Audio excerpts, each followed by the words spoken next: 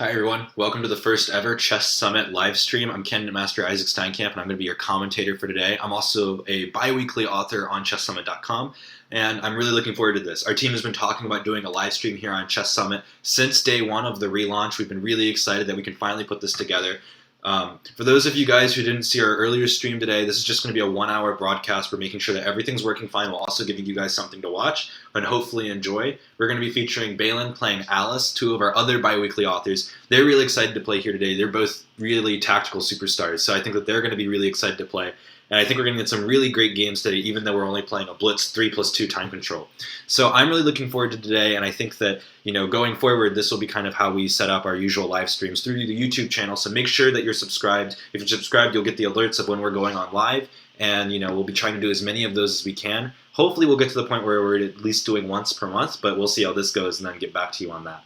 So Beilin and Alice are both around 2100. They're both trying to make master, and I think that we're in for a real treat today because both of these players are working hard in their games. They're both tactical players. Their openings are pretty great, and so I think today's games are going to be really interesting because whoever's going to win this match is going to be able to be the person who understands when to change the pace of the game, when to make the game more positional rather than tactical, and who's able to change the pace of the game and find the important moves with black. I think if someone can get control of the opening with the black pieces, we're going to see that shift that we need to get someone to pull away. I think that this will be a pretty close match. I think that both players are pretty evenly matched. And so, I think that we'll see probably around the 30-45 minute mark, someone will start to pull away. And it's going to be a lot because of who can win with the black pieces. There's a lot of people I need to thank today for making today possible. Obviously here today we're especially announcing our Pro Chess League sponsorship deal with a particular Pro Chess League team. If you've been following us on Twitter, you already know who it is, but if you haven't, that's okay. We'll announce it later today.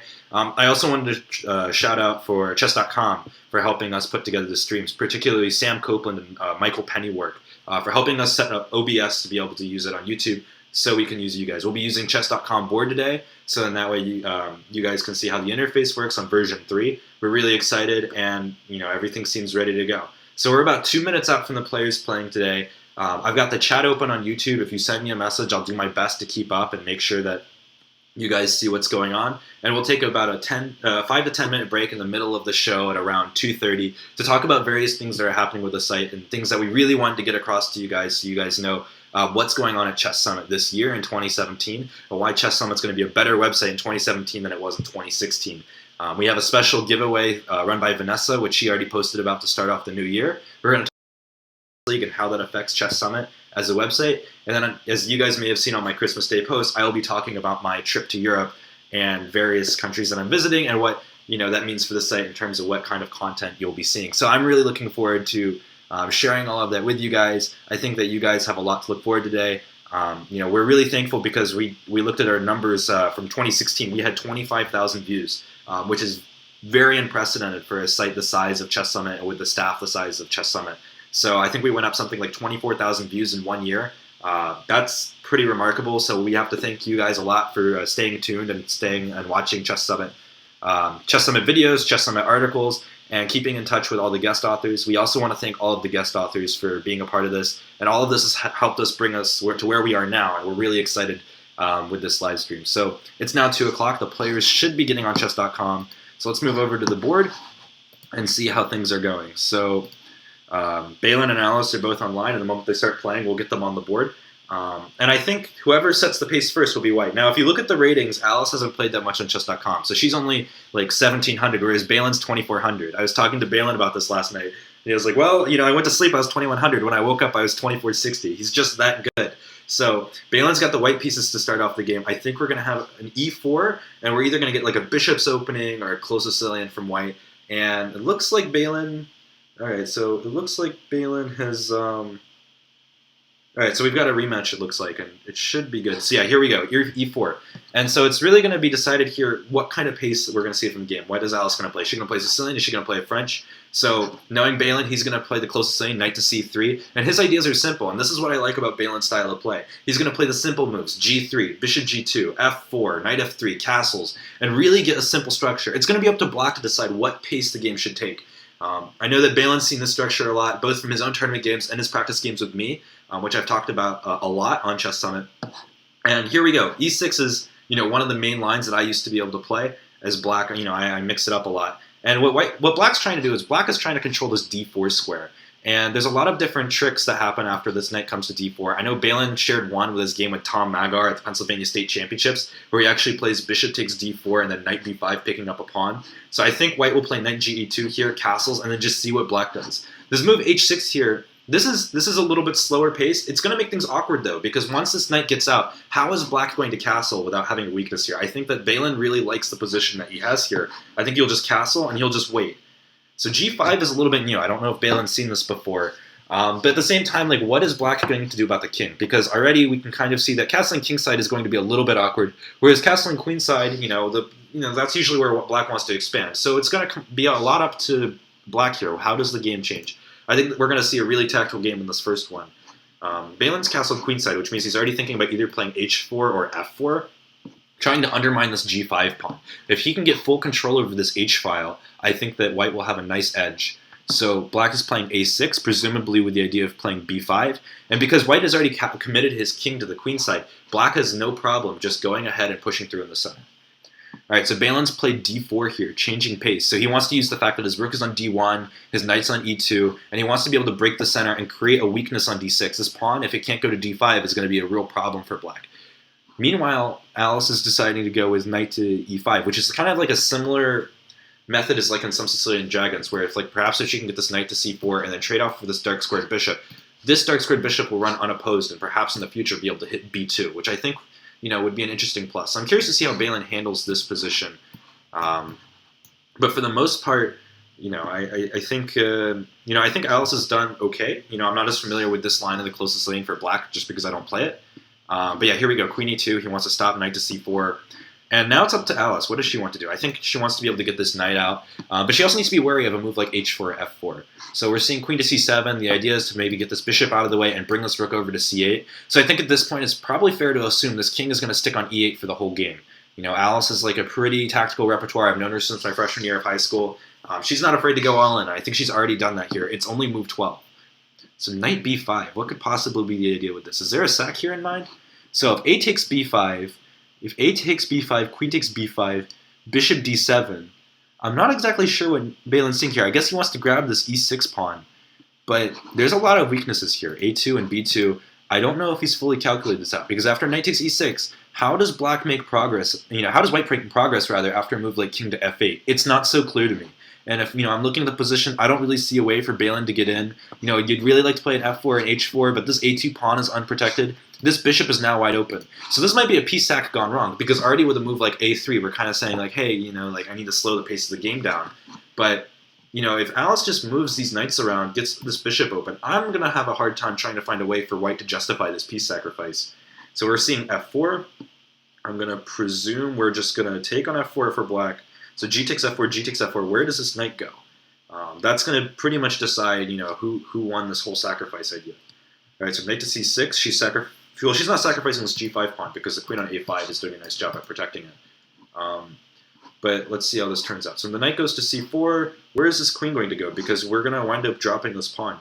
I think that there might have been a miscalculation here, because at the same time, Alice needs to watch out for this d8 square. If this knight moves away from the d8 square, we have rook to d8, and in some cases that could even be checkmate, which would not be good for Alice for a way to start a game. So can Alice hold on? Because she's got the black pieces, and to start out with a win with black, especially in a game like this that's tactical, definitely makes a statement. So it takes g5. I think the idea is to bring a rook over to f1, hit f7, and really change the pace of the game. Meanwhile, black is doing her own thing, so she's going to play b5. But after a move like knight d6, are we going to be able to get in and be able to get some material back? I mean, black ideally wants to play a move like b4, but if we move this knight, we can trade queens on a6, and it's not quite clear who that benefits. I'm going to guess black just because of the material and the fact that white doesn't really have anything organized right now. I know knight takes b5 is an idea when black plays the move b5, but to drop a knight on b5 like that, that's a little bit peculiar in my mind, and I think that white handled that wrong. So this will be an internal fix, because I can bet you that Alice will definitely try this again in the next game, and it's going to be interesting to see what Beilin does mid-game to fix this. So we're seeing bishop takes b2. I really like this move. Giving back the material, but the idea is that if king takes b2, we're playing queen takes a3, and white is going to lose the game. Already we can see a huge time difference here. The time control that we set up was a 3+2. Beilin's already at 20 seconds left in the game on move 20. Alice is at 140. This is a really big statement for the first game of the match. I think I think Beilin had high hopes for what he could do with the white pieces, but it's just not coming clear here. I think after a move like queen takes a3, how do you stop a queen to a1? It's not really clear to me. You think you have to move the c pawn, but this is not a pretty position. After a move like, I don't know, knight b4, white doesn't really have anything to intercede. There's no forcing move that forces black to go back. All of white's pieces are on the wrong side of the board. There's no pawns here. I think Alice has played a great game here. So queen to a2, king to c2 is forced. Are we bringing this knight in, or are we going to move this bishop? I think knight to b4 is an interesting idea because it takes away this d3 square, and we reserve this idea of using a discovery. So where will this bishop go? Is there bishop to c3 check or bishop to c1? I like bishop to c3 because then the king can't go to e1, and if king takes, can we play rook to a3? Is this going to mate? I think Alice is seeing the same thing I am.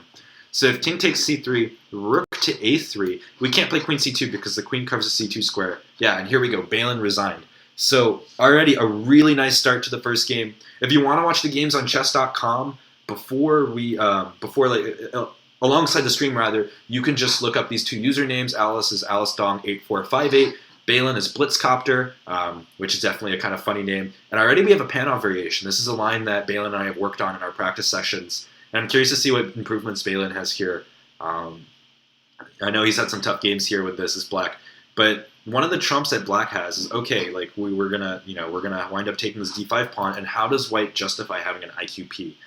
This might be a nice sharp way to try to get back into the game, and already we're not seeing an early d4. So I think most of the tougher lines for black have been avoided. So white I think is just going to keep a slow pace to the game, and I think rather than seeing a more tactical game this time around, we're going to see something more positional, something a little bit more pedantic, and maybe even go to the endgame.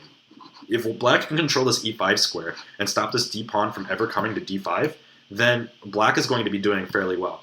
Already we can see that white is playing bishop to b5, perhaps with the idea of taking on c6 and doubling up black's pawns, so there's all these weaknesses on c6, and then we have an isolation between e and a, but I think Beilin here isn't worried because after bishop takes b takes, we can play the move bishop to a6, cutting off the white king from castling.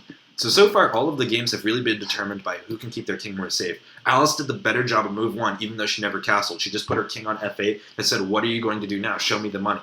And I think Beilin, by putting his king on the queen side a little bit too early, was able to get punished for it by a quick a6 b5 push. The piece sack definitely didn't help, but that game was already moving in a mysterious direction. So bishop to e7, I'm going to guess castles here by black. So we're castling on the same side of the board, so there won't be any crazy pawn storms this game. At some point, white will want to play a move like d4, get this bishop out. Move a3 is pretty simple. The idea is to take away the b4 square from any of these three pieces, the two knights or the bishop on e7. And now it's up to black to see how is he going to improve the c8 bishop. If he can make the c8 bishop a factor in the game, this is going to change the outcome for sure. If he winds up playing a move like a6, and after bishop takes c6, b takes c6 has a trapped bishop behind 3 light squared pawns, that could be a problem. So this move right here is going to be pretty critical to see how black changes the game. So we see queen to c7. Perhaps the idea is to play bishop to d7, or even put a rook on d8, so that way the d pawn is under pressure. So I'm going to guess rook to d8 here, with the idea of starting to put pressure on this d4 pawn, but also the idea that if knight takes d5, we can play rook takes d5. So if we can bring this rook over to the d file, I think that black, is doing relatively okay and maybe moving towards equality. Neither side's really attacking after that last game. I think they both realized that they were both in over their heads. Obviously, the piece sack, again, definitely didn't help Beilin, but, I think that both players decided they want to slow down this game. And so, with a Caro, it's really hard to get an advantage sometimes if you don't know how to squeeze in certain lines. But here we can see that Beilin's decided to go for a hanging pawn structure. After a move like b takes c3, we're going to have hanging pawns. What black wants to do is he wants to be able to put a piece on either c4 or provoke one of these two pawns to move 2 forward, so that way a weakness is created, either on c5 or on d5. Black's plan is really simple. I like this bishop to f6 move, covering this e5 square, but also saying, hey, I control the dark square diagonal. Where are you going to put this bishop so you can't undermine the white pawn structure? Meanwhile, I think Beilin is going to play a move like a6 and b5 and try to really get this game going. I think a move like rook to d8 is good too. I like the square for the bishop from Alice. I think this was a good decision. I think the idea here is just simply to say, okay, I'm going to point my pieces over at the king side. You can attack my pawn structure all day long, but if your king is weak at the end of the day, what are you going to do? So here Beilin is going to play b6 with the idea of fianchettoing on b7. I think that this bishop on b2 is a little bit misplaced. This bishop is going to have to move again. I don't exactly think it's optimized here. Maybe there's like an a4 and a bishop to a3 coming, but I didn't really see a need to play bishop to b2 there. Already, I think Beilin's thinking about an idea like knight to a5, knight to c4. So at some point or another, Alice is going to want to play this move c4, which I think is critical. She's going to have to worry about this d4 pawn. This is one of the problems with the hanging pawn structure. So after a move like rook to d8, there's going to be a lot of pressure on these two pawns. Alice is going to have to do her best to hold and make sure that these two pawns don't move. If the d pawn moves, the bishop on b2 will hang, but also the c5 square becomes weak. If the c pawn moves forward, we're going to see a big weakness on the d5 square. So one of the assets of having a hanging pawn structure is that both the b5 and the e5 squares are great outposts for white's pieces. And here you would think that, okay, if we play bishop takes e5 and white were to play d takes e5, this e6 square, so if d takes e5, this e6 square is going to become a really big factor in the game. So already, it's not so advantageous to trade off the pair of bishops. Here what Beilin decided is I'm going to be able to tuck in my kingside and stop this move from queen to h5 from coming in. Already we were seeing that this bishop was, attacking this h7 square. So by playing g6, and having a bishop on f6, we don't have to worry as much about all of the attacks that white may have. So it's really up to Alice here. What does Alice want to do? I think that she can either choose to make the game more slow-paced or she can try to make some sort of break happen.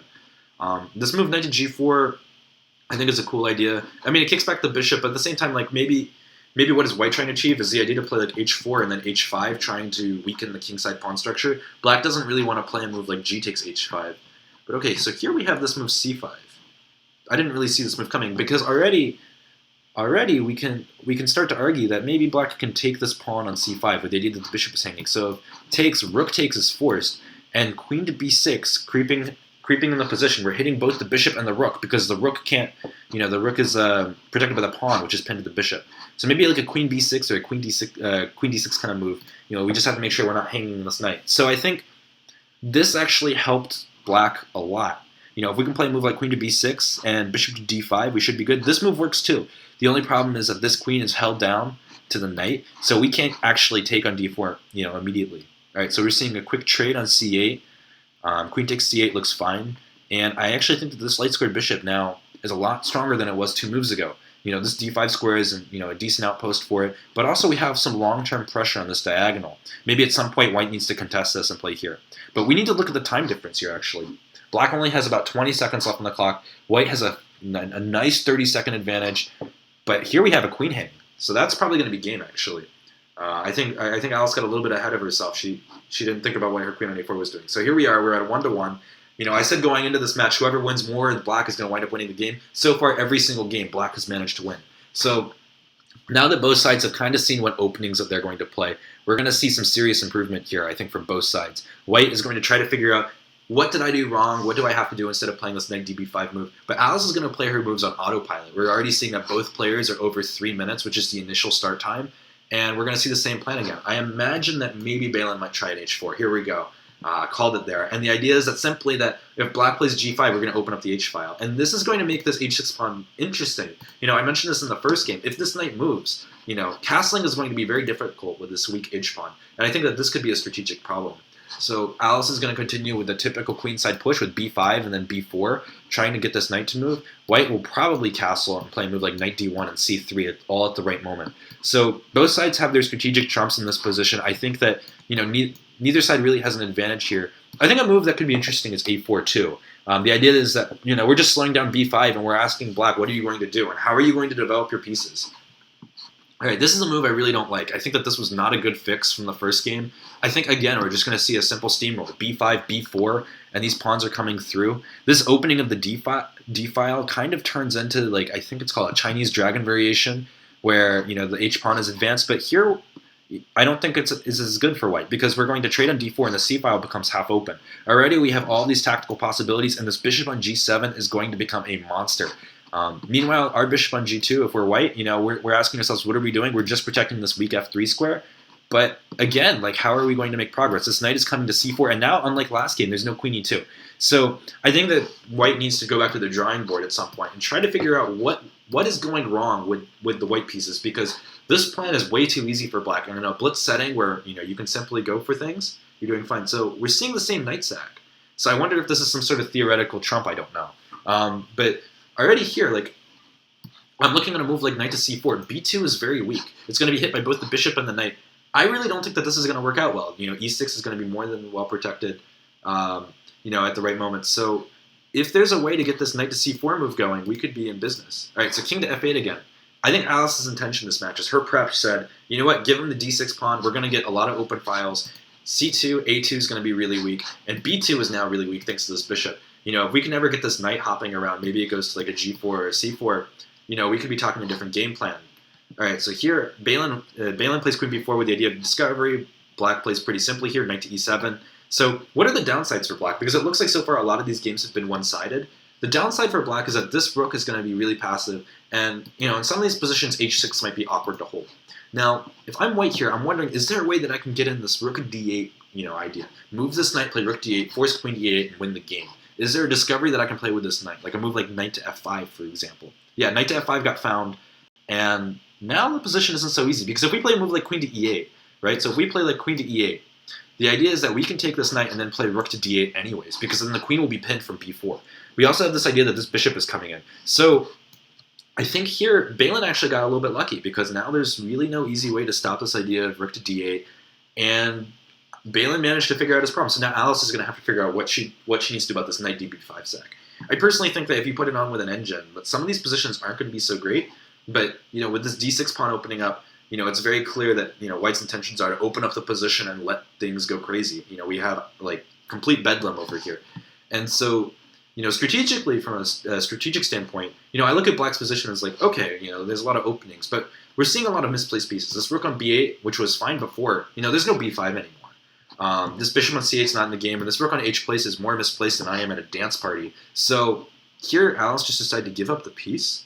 What if knight takes e7 with the idea of knight takes g6 check? I think that's just game. Knight takes e7, and the idea is that we're going to come over and we have a discovery, so the knight on g6 is untouchable. So here we go. 2-1, our first win with White. The score, is a 1-point game. Both sides having a lot of really good chances. As I predicted, this was going to be a tactical battle. And, so far, I think the Black side of the board is doing better. And here we're seeing Beilin play a perk. So he's changing things up. He saw something last game that he really didn't like, and he's going to go for this. He actually played a perk against me at the Cherry Blossom Classic. I mean, that was kind of tricky, because after knight f3, g6, I played e4, and he went for d6 and played a perk. So he has some experience over the board with this in tournament. But here, it's not really a true perk yet. I mean, I imagine Black will play g6 and bishop to g7. But, we're not really seeing, what you expect from a usual mainline perk. All right, so this bishop on e7 is a little bit misplaced. And I like what White's doing here. White's going to play g5 and h4. If you've been following Chess Summit since the relaunch, Alice mentioned a line in the Night of Sicilian where she uses this exact same h4, g4 idea. And that's exactly what she's done here. By using the fact that Black is cramped, solving this problem is going to be quite difficult. And meanwhile, how are you going to get to White's king? Even though it's on g1 and we're moving pawns in front of our king, how are you going to solve the problem with the Black king? So already, if I'm being honest, I have to give a slight edge to Alice here. I think she has a simple plan. Put the bishop on e3, put the queen on d2, and at the right moment play for g5. I think that this is really cool, and this knight on g3 is going to hop into f5, and g7 could become a target. Especially in a blitz game where your preparation is limited, positions like these can become a headache. I mean, how is Beilin going to solve this, right? Knight f8, knight e6? Well, then what are you going to do with the c8 bishop? If you try to do too much, you're not going to be able to protect this g7 pawn in time. Castling, I think would require some preparation. I'm sure it's fine. But it's going to really be up to Black here.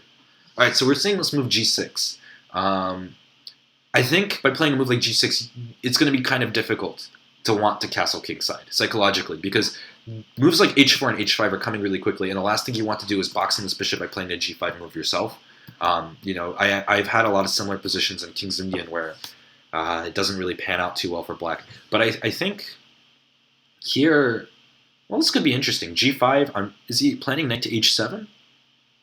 So if he plays knight to h7, White is just going to play h4 and then just put a hold on the position. If Black can't play f6, then there's really nothing there. But I don't really see anything stopping Black from playing f6. The only thing that would be worrisome for me is, does this king get out? Like, after f6, is there knight takes h5, g takes h5, queen takes h5 check, with the idea of just pushing this pawn on g5 down Black's throat? I think that this is something that needs to be considered. But Black's pieces, if he can't get some sort of dynamic break, it's not really good to break in the center anymore, because if d takes e4, queen takes d4, h8 is hit, this queen is coming in and infiltrating. It's really hard to find moves right now for Black. Where does he put the c8 bishop? So far, every single game has been decided by the fact that one of the two sides can't develop their pieces, and by having poorer piece placement, it's not quite simple where they're going to go. So White is going all out with f4, but that gives black this g4 outpost. I think bishop to f3 probably would have been okay there. Getting rid of this bishop, putting a queen on f3 or a rook on f3, creating an Alechine's gun, so rook f3 and then queen f1. I think that could have been more accurate, but I like where white's going with this, just because this bishop on g4 really can't do that much. White's looking for, at the right moment, can I play f5? If white can play f5 here and completely break the center while black's king goes on e8, I think black is going to be in a lot of trouble. Now, if I am black, and if I'm Beilin, what I want to do is I want to bring my king over to the queen side. The only question then is, does white have b4 with the idea of b5? Just like the other games in the closest line, I think that this is something that black definitely needs to consider. This knight on b6, it doesn't really have an in on c4. It doesn't have an in on a4 thanks to this knight on c3. So it's not quite clear how black is going to make progress from this position. Statically, white has done almost everything right. If this bishop comes to a3, e3 rather, and then takes on e5, we have potential to maybe take on b6 if black's not ready for it. And yeah, this is a nice move too, because the idea is that if black plays c5 thinking he's locking everything up, well, not so fast, because we're going to play this move b4, and we're going to try to open things up. If black plays c4, white can simply move the queen away and then put a bishop on e3, and all of these dark squares become really weak. And I think that that's what Beilin just realized here. Alice's play is still simple. Bishop to e3, hit a7. Everything is forced. So here, Beilin will probably take with the... Well, if you take with the queen, you allow knight to d5. But if you take with the pawn, you create a lot of weaknesses in front of your king. It was kind of like a catch-22 there. And again, we see that this bishop indeed was misplaced. Like, imagine if this bishop were on g7, we would always have this option to take on f4 and be able to create counterplay along the long diagonal. That's just something that isn't possible now with this bishop on e7, and I think is a serious problem for black in this position strategically. Again, just like in the previous 3 games, time has become a serious issue for black. We have 17.5 seconds with a 2-second increment versus a full 2 minutes. We're on move 17, and I don't think this position is getting any easier. If black plays a move like bishop to f8, this rook on h8 was going to get stuck. So white is not going to trade off, by the way. White does not want to trade off on e7. This bishop is never going to be anything. And simply queen to b3 here, I like this idea. But knight to c5, this is a good find. Maybe the idea here for white is to move this queen? I don't know if I like the idea, because I think white could have just simply moved the queen and played b4. I think that's where things should have gone, because white is now allowing some serious counterplay. He's going to have to play a move like rook d1 or c4 to lock up this knight and make sure it's not a pin. But, it's not as clear anymore as it was a move ago. Black now has time to play a move like knight f8 and knight e7. That's what my thought process is. Okay, so he's opened up the center. I guess that takes away the idea of f5, but I'm not really sure where black goes with this. Because now, the thing is, we're always going to have to worry about this f7 pawn. And I wonder if Beilin realizes that his f7 pawn is now hanging.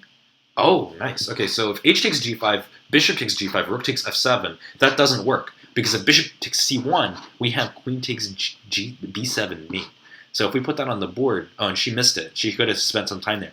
B takes, bishop takes, rook takes, and both the rook and the queen would have been double teaming on b7, and that wasn't really that good. Now here I think white can just simply put the rook on e1, ask this bishop what it's doing. This bishop can't move, so rook c7 is more or less forced. And now can we bring in this knight to e4 with the idea of playing c5 and busting everything open? I think it's going to happen. This bishop can come to a square like h3. It could be a real problem for black. Again, black has yet to solve the time deficit problem. Of course, he's cut from Alice's time. Alice only has a minute and a half. But with 12.5 seconds left, even if black wins a piece, this could be really difficult to pull off. So here, did Alice miss? What did Alice just miss? Alice just missed a discovery. Knight takes d6, bishop takes d6 comes with check. The entire board is just hanging. Rook takes e1 is possible. We've got 7 seconds left. We're going to have a first real time scramble. And this move, rook to e3, could be coming in. I think that's something that Beilin missed, but now Alice is going to have to play off of time. I think this is going to get really interesting. This queen can come to g4 with the idea of mate. Oh, I don't like this idea, especially when you have so little time. Why trade queens when you have such a great attack? All right, Alice resigned. I think she could have played on, but that's okay. And we're going to get our next game. So Beilin now has a 3-1 lead. I think he was worse in both of those 2 games at one point, but he found a way to come back, and that's the one thing that I think he's really good at. Beilin's playing knight f3. He wants to change things up from the typical closest lane. He's playing a Rosalimo. I know he's done prep for this for previous opponents, especially for certain people who will remain unnamed on this show. But by playing bishop b5, there used to be a player named Alex Hallenbeck in the Pittsburgh area who used to play this a lot, and I know that him and Beilin used to work together sometimes. So this is probably where his prep is coming from. So white's idea is to play c3 and d4. There's also lines where white plays like c4 and plays it like a Maroczy bind. Because I no longer play the Nightorf, and I haven't played the Nightorf for 3 years. I'm not as familiar with the theory anymore. But, White's plan is pretty simple. And I like this change for a blitz game because now we're moving it from a tactical game to a positional game. We're going to see who acts the best, when we have certain changes over the board. And was D3 necessary? I thought maybe D4 was an idea, but I guess White wants to slow play still. Moves like bishop to E3, H3, knight D2. A4 even. A4 is a really nice idea here. Try to break up this pawn structure and see if we can get this dark squared bishop to be something. Alice is still determined here with H6 G5. This has been a remnant of every single game that we've seen so far. I think that we're seeing a lot of different ideas here from Black, and it's going to be about what can White do to undermine this. I think that positionally this idea is very unsound, but if you don't know what you're doing, this stuff can be dangerous. I know Topolov, he's even played this kind of stuff against Magnus Carlsen and won in the Sinkfield Cup a couple years ago. So, this game could go crazy. And is E5 justified? Is that just a pawn sack? I'm not sure if I like E5, because again, we're opening up this light square bishop, and I'm not really seeing where things are going. Knight takes E5, was that a possibility? Maybe. I don't know. I guess Alice saw something she didn't like. Here, knight to F5 is a good idea too. That's one of the problems when you move a pawn. You can never move it backwards. And by doing that, both the D5 and the F5 squares got extremely weak. This knight on F5 is going to have a grip for the rest of the game, and there's no way that White can shut down this diagonal anymore. I thought White should have played D4 much earlier, get this bishop life, and then be able to play on these light squares. And that might be able to create some weaknesses here after this H6 G5 play. Now after knight takes E3, F takes E3, okay, we're getting pressure on F7, but long term, we've just lost the bishop pair. How are we going to get this bishop active without playing a move like D4, making this a backwards pawn? I think that there's some questions that need to be answered there. F5, not even taking the D6 pawn. This pawn isn't going anywhere. And I think, is there an idea here with getting the queen to H5? Because if there is, this could be pretty dangerous. But I'm not really seeing that discovery right now. There's no like knight H4, G takes H4, queen to H5, because king D7, and White can always play queen S7, but this D6 pawn is always going to hang. And that's one of the nice things about knowing that this pawn is never going to be touched. E4 is a nice move here. The idea is that after F takes, we can probably take back with the knight, creating some weaknesses here, protecting D6 temporarily. We also have the idea of bringing in and sacking the knight and playing queen H5.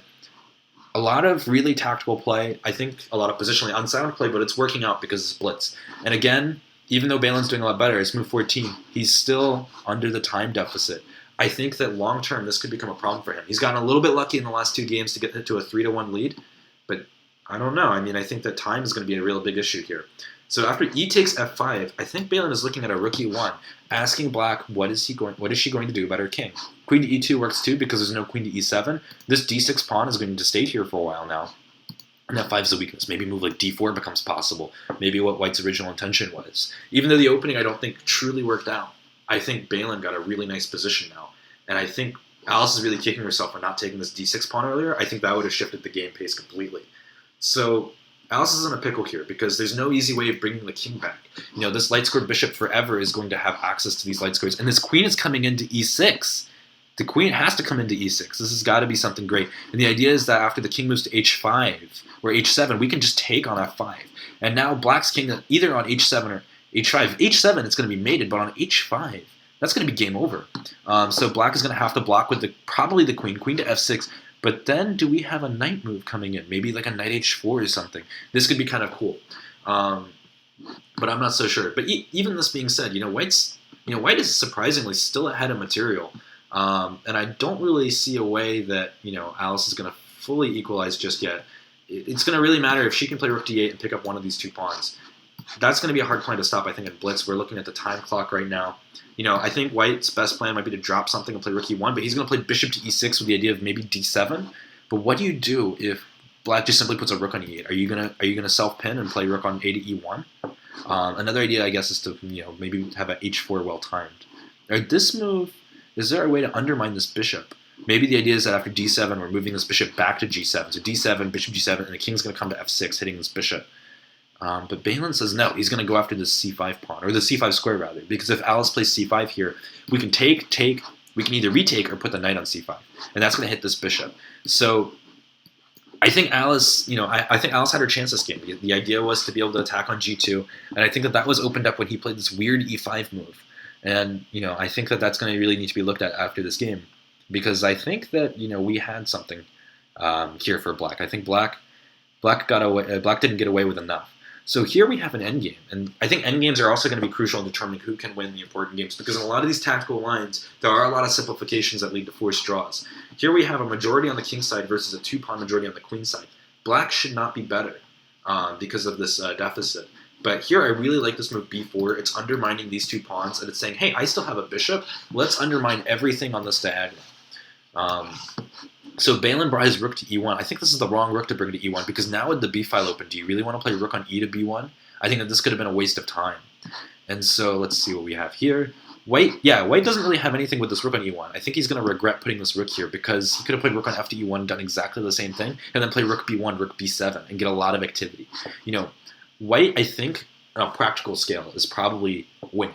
But it's going to definitely be not the simplest. If his rook was able to get to b1, it's a different story. But what do you do when Alice plays rook to b8?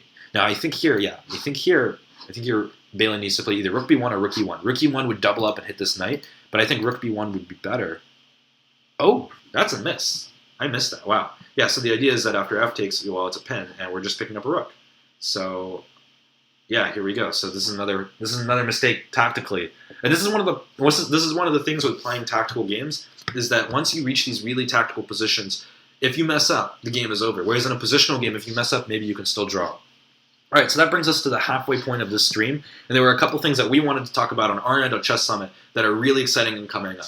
Obviously, the main feature for today is the fact that we will be sponsoring the Pittsburgh Pawn Grabbers in the upcoming Pro Chess League season. We really have to thank Greg Shahade and the Pro Chess League, as well as Chess.com, for letting us be a big part of this season. We're really looking forward to being a part of internet chess history by sponsoring the Pittsburgh Pawn Grabbers. You can follow them on Twitter today at PGH Pawn Grabbers, and using the hashtag Nerves of Steel, if you want to nominate yourself as a free agent, there's an extra spot open on the Pittsburgh Pawn Grabbers. So we have a lot of really great players as well. We have Grandmaster Alexander Shabalov. Eugene Perlstein has agreed to be a free agent for us. And FM, Gabe Pettish, and National Master Grant Zhu are both going to be great additions. Grant, I think, is the most underrated player on the team. He's 2,100 FIDE, but wait, he's almost 2,400 USCF. So we have that gap there that gives us a nice little matchup head. Another thing to note is that this is not the entire roster of our team. Beilin and I are both members of the Pittsburgh Pawn Grabbers, and we're both the general managers as well. And you may have been noticing on the Pittsburgh Pawn Grabbers Twitter feed, if you're already following them, they're showing a lot of Chess Summit authors. Tom Riccardi just posted the other day. He came back from a queen down in Pan Am's to win that game against an expert. So we have a lot of talent. Hibiki Sakai, he's a national master. He just beat his first grandmaster from University of Texas at Dallas. And by move 30, the game was over. So a lot of really nice players on our team. I personally think that the Pittsburgh Pawn Grabbers are the most underrated team in the Pro Chess League right now. And I'm really looking forward to seeing how we do. And I have a lot to thank for both Chess.com and Pro Chess League, and Greg reaching out to us and saying, hey, this is something that you should go do. So if we're looking across the board in terms of what Chess Summit has to offer, Vanessa's doing her special giveaway. If you've been to our Facebook page, we've had this pinned now since December 30th when we posted.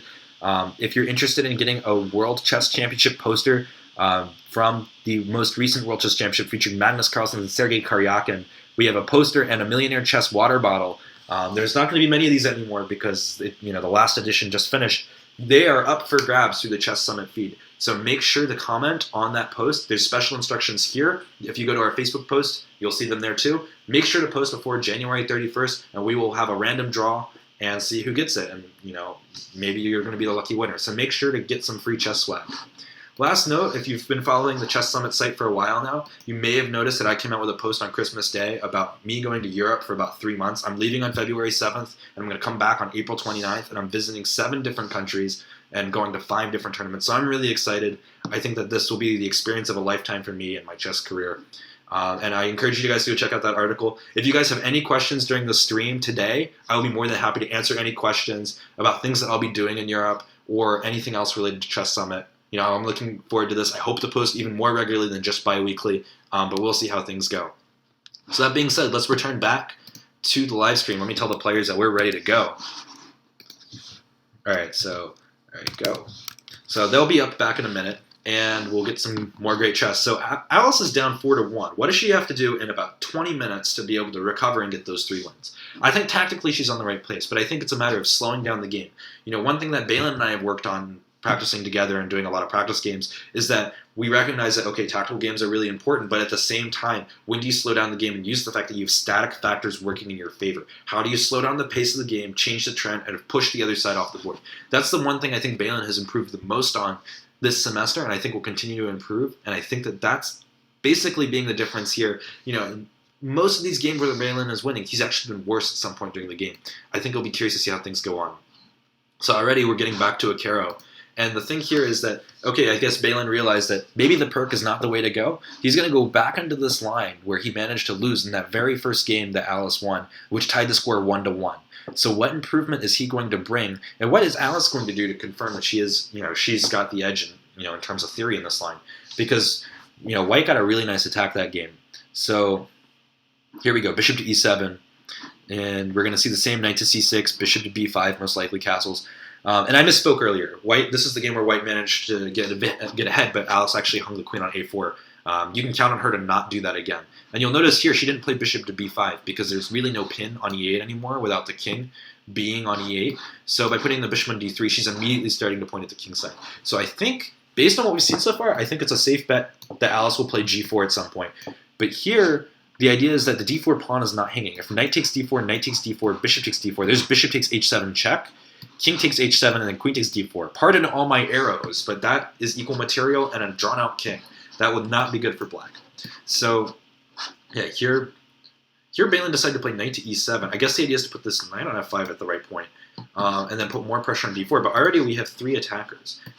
So I think that this will be the first real think for Alice. And this might be the point where she starts to give away that time advantage. So here she plays bishop to e3. The tactic still holds, except this time it would drop a queen. Because after knight takes d4, knight takes d4, bishop takes, queen takes. Again, bishop takes h7 check would win the game for White. So I suspect Beilin will not go for this. Yeah, so b6 here. I guess the idea is to play bishop to b7, just like before, put a rook on c8. And I think black has more or less begun to equalize. I don't really see anything in White's position that's that scary. Yeah, bishop to b7. And what White wants to do with the IQP is if White can play d5, White will no longer have any strategic weaknesses. And this was one of the things that made me stop for a second when Beilin played knight to e7, because we do allow this possibility, and sometimes it does have tactical implications. All right, so here I wonder if Beilin will play g6 or h6. Probably g6 with this bishop being on f6, just like in the first game. So yeah, g6, and the idea is that this bishop can jog back to g7 whenever. All right, so yeah, Alice has made her statement clear. We've got 1, 2, 3 pieces supporting an eventual d5 push, and so this is an actual possibility now. I think that, at a time's sake, maybe Beilin should consider a move like knight d5. If knight takes d5, e takes d5, but then I think maybe you can argue that White has achieved something. So rook to c8 makes sense to me. Maybe with the idea knight a5, knight c4, this seems like a way to play. If you're black and you're playing against the IQP, you really want to control these 3 squares. And if you're white and you have the IQP, you need to protect this pawn, and you need to use the fact that you're controlling both e5 and c5. c5 isn't really being able to be used right now with this pawn on b6, but if Alice can sneak a knight or something onto e5 and then drop a pawn here with a permanent weakness on d6, that could change the pace of the game. The game is definitely taken on a lot slower pace. I don't really see a way for Beilin to push for an advantage at all, so I think Alice is the one calling all the shots at the moment. After a move like queen to c7, I think we're just going to see more slow play moves. Maybe, we'd like to have had this rook go to d1, so that way we could have the rook on a1 go to c1. But that's not really the case anymore, and d5 is being played here. So are we going to peter out to a quick draw? So d takes e5, knight takes, bishop takes. We're going to have symmetrical pawn structures. I'm going to go ahead and claim that the position could be equal, but I wonder if Alice is, concerned if maybe bishop takes b2 as an idea if this queen gets stuck. This queen is definitely pinned down, so I would say just go ahead and play b4, and your queen is doing fine. Maybe you can go to a2 at the right moment. This seems a little bit dodgy to me. There's got to be some sort of tactic for sure. Maybe is there like a knight d4? Maybe not. But I think here we can go with the same knight a5 plan. I think it would help black to trade off these light squared bishops, because based on how the position looks right now, I think white's bishop is better than black. So let's just go ahead and get that off the board if I'm black. If I'm white, it's going to be really hard to press for advantage. It's all going to be about squares. So I think you need to start creating a grip. You need to play moves like b4. You need to take away potential outposts that black may have. This b6 pawn is actually doing a really nice job of controlling both a5 and c5. If a knight can come to one of those squares and the c file can come under control, we're doing fine. So yeah, here we're going to see the light squared bishops come off for sure. Bishop takes b7, queen takes b7, but then rook to d7, and I think white has actually managed to finagle something out of this position. I guess the idea is that after rook d7, queen to c6, queen takes c6, knight takes c6, and we're just barely holding on to this a6 pawn, but maybe Alice is b4 at the end of that line. So a lot of things going on here, and again, we're seeing the same time advantage. Alice hasn't been able to convert this time advantage, so it hasn't been a problem yet, but I'm really curious to see, what do you do here? So if queen takes, I think, was the way to go, because after knight takes b4, we're going to have a hard time holding on to both the a and b pawns. I think this bishop was perfectly placed for that kind of idea. Now it's not so clear how, white is going to justify everything. And it looks like we actually have a drop here. Bishop takes b2. How do you compensate for this? Rook takes a7. I think we might be moving towards our first draw, because this bishop is going to have to go back. This b6 pawn is a target, but so is a3. Knight to d5 is a nice move. I think, you can just play back to d2, and we're doing fine. I mean, black is slowly being able to change the pace of the game, but at the cost of time. This is a pretty substantial difference. Knight to d4 is an interesting move, but here, what do we want to do if we're black? Do we want to take on d4? We don't want to lose this knight, obviously. But if we move our queen, where would it be to? Do we play queen to f6 with the idea of protecting f7 and b6 simultaneously? We'd also be hitting d4. I think that's an interesting idea. I wonder, though, if making this queen move is a bad idea, because we don't want to allow this rook to come into c3. And I think that would really be, an asset for black if we can get some sort of pressure on e3 and a3. Again, I really don't think anyone is winning so much. It's just it's about who's outplaying who. But I think still time is going to be an issue. I wonder if Beilin even realizes how much time he has, because every single game so far, he's been under pressure, and he's managed to get lucky. He's gotten a lot of swindles. But at some point, it's going to cost him, and he doesn't want to cost it, especially when he's up 4-1. If he can put this game away, be 4.5 or 5-1, I think that he's got a really good shot at winning this matchup, just because of the mistakes earlier in the game. So queen to c6, and we're dropping an exchange. So I think white is going to be pretty happy here. I think that this queen f6 move was a mistake. And we're going to start seeing some pieces come off the board, probably. So bishop b7, is white able to either attack b6 or put a rook on the c file? I think that's coming next. And, I think a move like rook d1 here is also fine, because then if this knight moves, we're trading rooks. So that might have been an idea.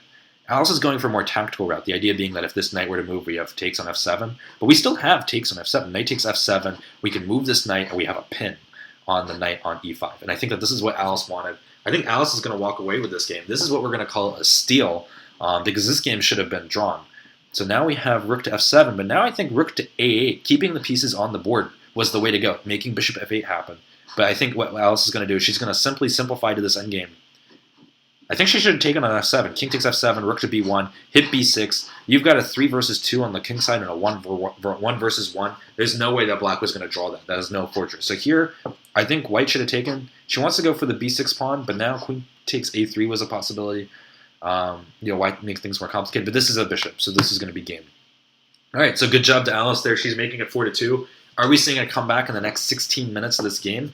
It's really going to be up to the pace that white is able to keep for both players. So a nice job by Alice there, converting a nice position against the Panoff. If she had converted that first game of the Panoff, we'd be looking at a 3-3 score right now. So her mindset's got to be, I have to beat this closest thing. I think Beilin's gotten really lucky. He's going to try this knight db5 thing again. I don't really think it should work, but I'm not one to say here. I'm not an engine. So g3, bishop g2. We're going to see the same setup again. This is what Beilin has been counting on to get him all the way up to 2150. So he's doing, he's been doing really well in this line. I'm not surprised that he's continuing to trust his guns, even though the first game, definitely did not go as planned. Is Alice going to change though? I think she really likes this h6 g5 idea. But I really like how white was able to pinpoint. Just don't castle queenside this time. I think castling queenside gave white way too much. For those of our viewers wondering, by the way, why did h3 get played? Why is it being played now? Well, the idea was that we didn't want to allow knight to g4 hitting this bishop on e3, so once this knight came to f6, h3 was an autopilot move from Beilin. Alright, so Alice has changed up the game. She's played h5. And I guess the idea is that at some point she might be able to play h4, but also it stops a move like g4 for the time being. F4 is a typical push here, and I think Beilin is going to get what he wants. He's going to play queen d2, knight f3, and this knight can come from c3 to e2.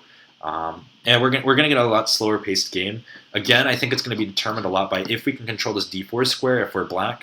So, black can actually, consider castling now. I'm not I'm not as comfortable with the pawn on h5 because I'm always afraid of g4. But with the white king kingside castle, I think castling kingside is perfectly fine here.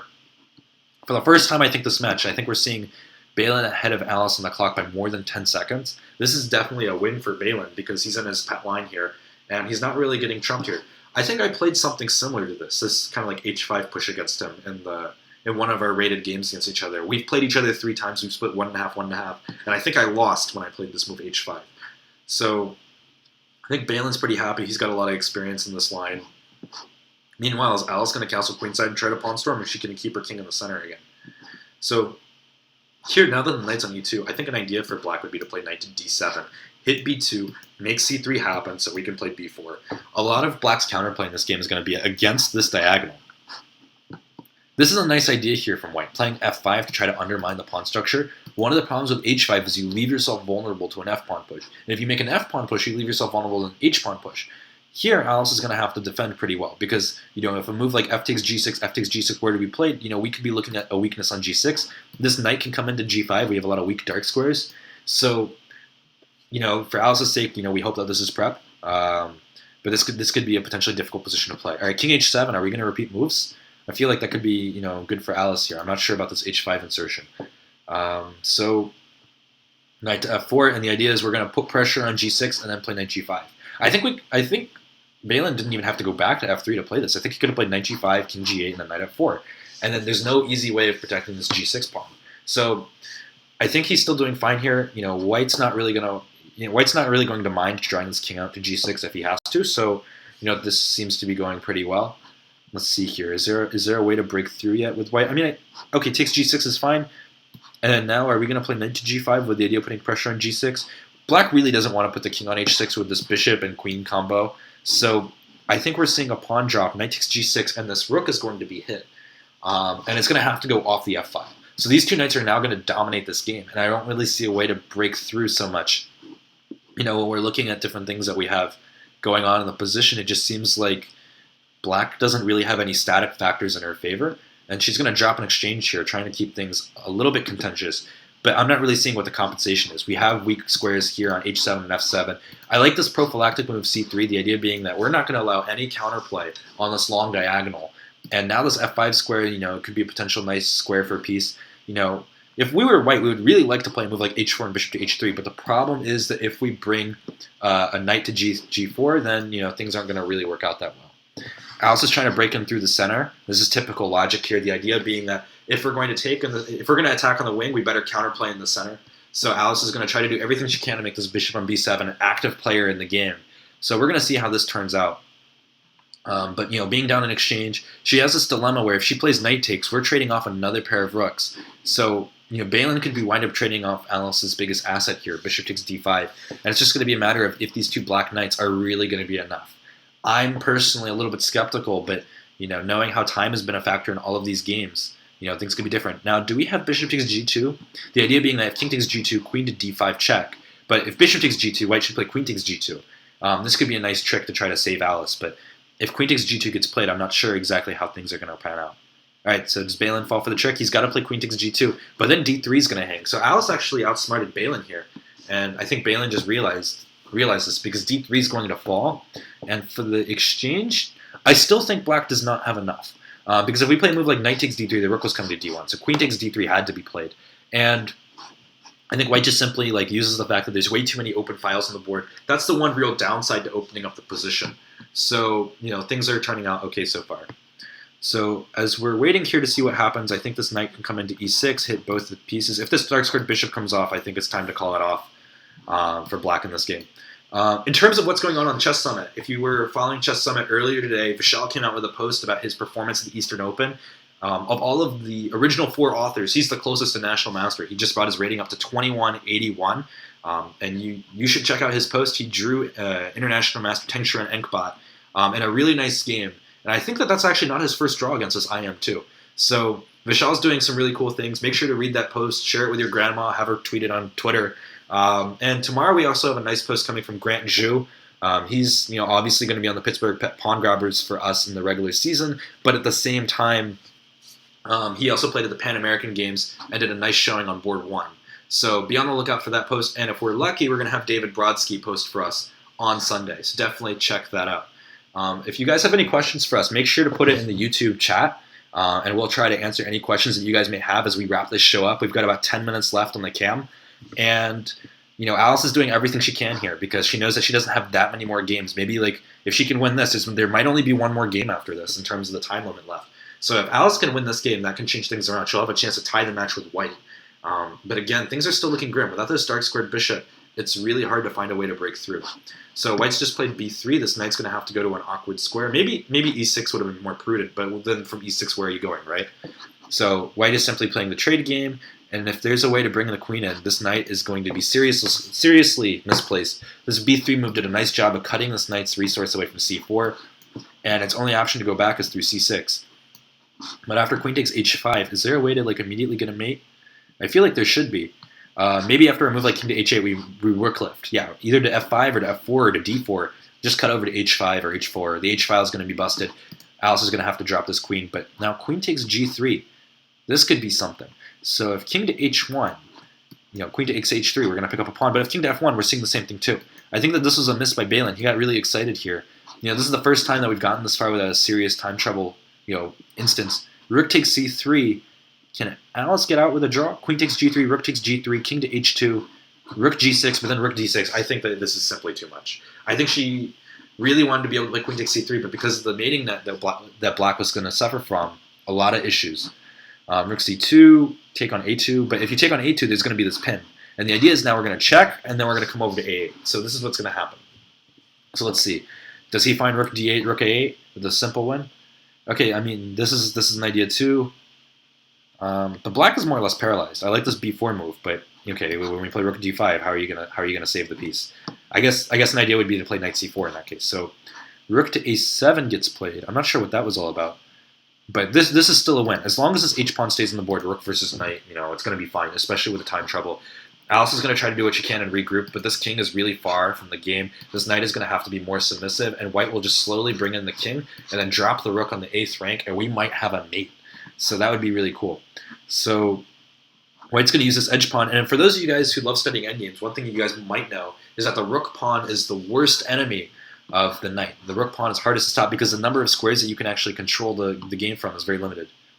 All right, here I think it would have been cool if she had played king to h8. If she had played king to h8 here, because then rook takes f7, a stalemate.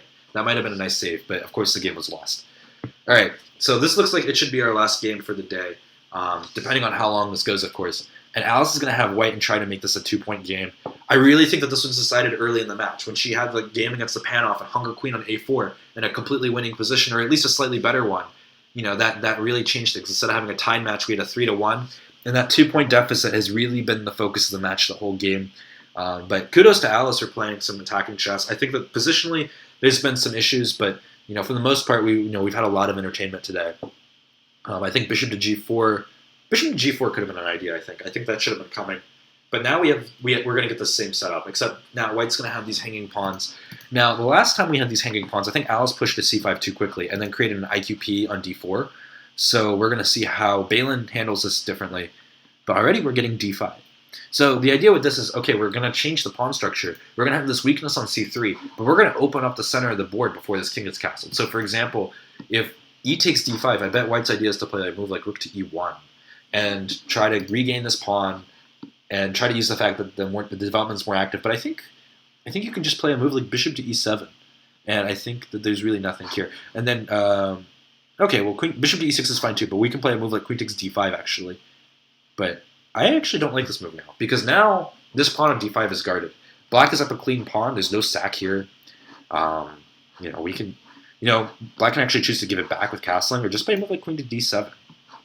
I'm not really seeing too much here for White. I think that there really isn't enough compensation. So, okay, is knight takes going to happen? Knight takes, f takes. Is queen g4 the idea? Interesting.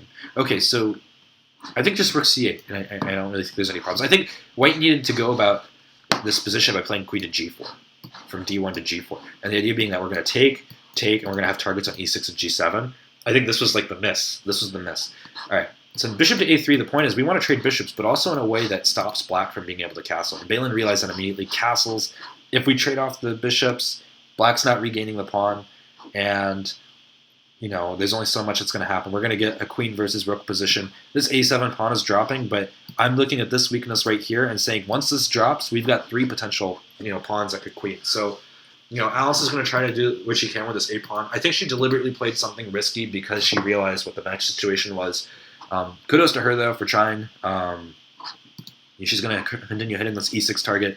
I like this idea from Beilin, but I think Alice should just play f3 and then move like a4, a5, and try to get this as far down the board as possible.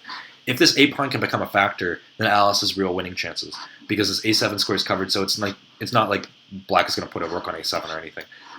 If I'm Beilin, what I want to do is I want to play a move like c5, I think at the right moment. c5, c4, and try to get a piece in either d3 or b3 and put pressure against the c3 pawn. Alice cannot afford to let this pawn get off the board. I think it would be positionally corrupt if she were to drop this pawn. So a4 is getting played, a5, and how is Beilin going to stop this? I think he should play c5. So I think he played c5 here. And what is Alice going to do? She plays a6, but aren't we dropping here to rook takes a6? Rook takes a6, rook takes a6, queen takes a6, queen takes c5. Yeah, that I guess would do it, because then there's no way to easily pin the queen to the king without dropping this pawn. So I wonder if Beilin's going into this deliberately, because e6 is actually going to be a target, and Alice could actually try to get a result now from this game. Maybe Beilin just drops back. I don't know if he recognized that this pawn on c5 was going to drop. Maybe rook to a7. I don't like this decision from Beilin. I don't think there was a need to rush all of this. He could have simply just waited a move, and then I'm not sure how she's going to defend this pawn on a6 long term.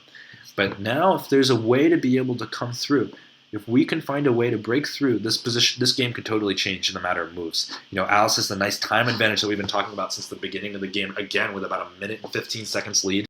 Unfortunately, just hasn't been able to be a factor. A lot of it has to do with tactics, but okay, at the same time, Beilin has gotten his fair share of luck too. So Alice has put her queen on c7 with, she's been unable to find a better move. But the idea here is simple. We just want to get a piece in the 7th rank and wreak some havoc. I think White leaves this game knowing that a draw is a perfectly fine result. Queen to d3, I like this move.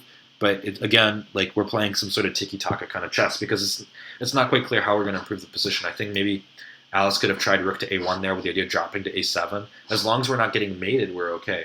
So insert h3, of course. But okay, here I think we might peter out again. Both sides really aren't making progress. I think this rook needs to go to a1.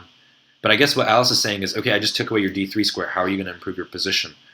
So now this could create a positional talking point for the rest of the game. I think if Alice had let queen takes d4 to c takes d4 happen, there could have been some long-term pressure on e6. The problem, though, is that it's so close to the black king that Black can just play king f7 and try to find a way to hit d4. So that could have been an interesting talking point. All right, so king to f7 perhaps is coming through now. Not really seeing that much, though, for White here. But also c3. c3 could be dropping to the rook takes c3. So I think we'll see queen takes e6 check, and then we'll just go into a drawn endgame. No? Is there maybe a fork that I'm missing? I think Alice missed her chance. I think she had to play queen takes e6, trade off queens. This pawn on d5, yes, it's a passed pawn, but you get your rook behind the passed pawn.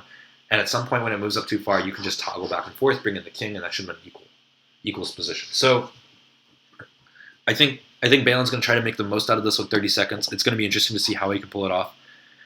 If he plays king to h6 here, there's no checks. There's no checks for White. So I think if he wants to win this game, he's going to have to do something a little bit drastic.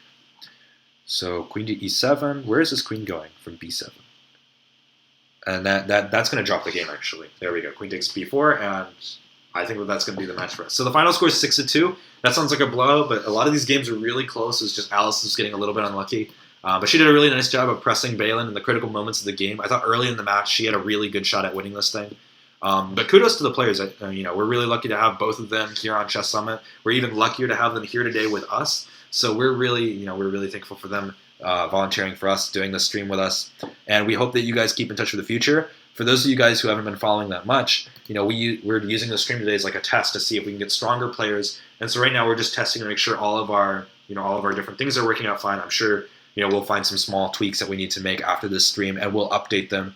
We're hoping to get Grant to get a good opponent. So if you're a 2400 player watching today, definitely talk to us. We'll be interested in having you and getting a game with Grant. So a lot of good chess today. a lot of exciting things happening at not just chess.com or the Pro Chess League, but also Chess Summit with the different events that we're doing throughout the year. Obviously, our big deal is going to be here in the United States is going to be about the Pittsburgh Pawn Grabbers, and if hashtag Nerves of Steel is going to be able to get some key upsets throughout the season. There's a lot of tough matchups. Pittsburgh's going to play Webster at one point, and they're going to play San Francisco and Las Vegas. So a lot of exciting matchups. Make sure to check out Vanessa's special giveaway. It's free stuff, so all you have to do is just put in a comment, talk about what you're looking forward to in 2017 and what you liked most about 2016. And stay tuned for Chess Summit. I'll be talking a lot about my Europe trip. I'm going to New York this weekend to play in the Weekend FIDE tournament, and I'll have a post some point next week. So make sure to check that out. But until then, thanks so much for checking into today's live stream, and I hope you enjoyed today's video. Signing off, this is Candidate Master Isaac Steinkamp.